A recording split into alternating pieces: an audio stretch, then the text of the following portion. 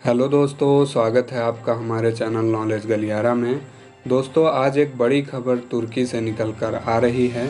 ये वही तुर्की है जो कश्मीर मुद्दे पर हमेशा पाकिस्तान के साथ मिलकर अलग ही राग अलापता रहता था, और आज जब तुर्की भयानक आर्थिक संकट से गुजर रहा है और इसकी मुद्रा लीरा अंतर्राष्ट्रीय बाजार में लगातार गिर रही है, ऐसे समय में तुर्की को भारत के आगे हाथ फैलाने पड़ रहे हैं। दरअसल दोस्तों, तुर्की ने पहली बार भारत से 50,000 टन गेहूं की मांग की है और अब भारत से गेहूं आयात करने के मामले में मिस्र के साथ तुर्की भी शामिल हो गया है। दोस्तों, भारत के किसानों के लिए यह शानदार खबर है। इससे देश में गेहूं के भाव में और तेजी आ सकती है, और यही नहीं, भारत से गेहूं खरीदने वाले देशों की लिस्ट आने वाले दिनों में और बढ़ेगी।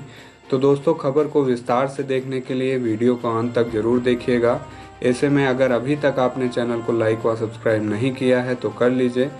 दरअसल दोस्तों, जब से रूस यूक्रेन के बीच युद्ध शुरू हुआ है, तब से यूक्रेन से दुनिया भर के देशों को निर्यात किए जाने वाले गेहूं की सप्लाई रुक गई है, और इस वजह से इंटरनेशनल मार्केट में भारत के गेहूं की डिमांड काफ़ी बढ़ गई है।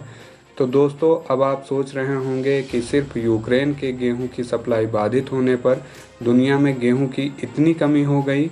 तो आपको जानकारी के लिए बता दूं कि यूक्रेन दुनिया के उच्च ग्रेड गेहूं का लगभग 5वां और कुल गेहूं का 7% उत्पादित करता है, जिसमें से ज्यादातर वो एक्सपोर्ट ही करता है। हालांकि भारत वैश्विक व्यापार में शीर्ष 10 गेहूं निर्यातकों में से भी नहीं है, लेकिन निर्यात में इसकी वृद्धि दर अन्य देशों से आगे निकल गई है, और भारत इस मौके का फायदा उठाकर अंतर्राष्ट्रीय बाजार में तेजी से पकड़ बना रहा है।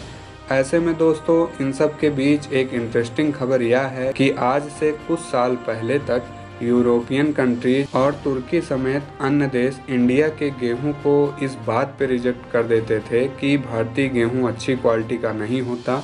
इंडिया हाई रेट पर थर्ड क्वालिटी गेहूं का निर्यात करता है। वहीं पर दोस्तों, जब दुनिया भर में मची फूड क्राइसिस और दुनिया में गेहूं की भारी कमी हुई, तो ये देश भारत से मदद की गुहार लगा रहे हैं। और हाँ दोस्तों, भारत गेहूं सिर्फ तुर्की और मिस्र को ही नहीं, बल्कि दुनिया के कई और देश जैसे ईरान, चीन, नाइजीरिया भी भारत से इस मुश्किल घड़ी में उम्मीद लगाए खड़े हैं।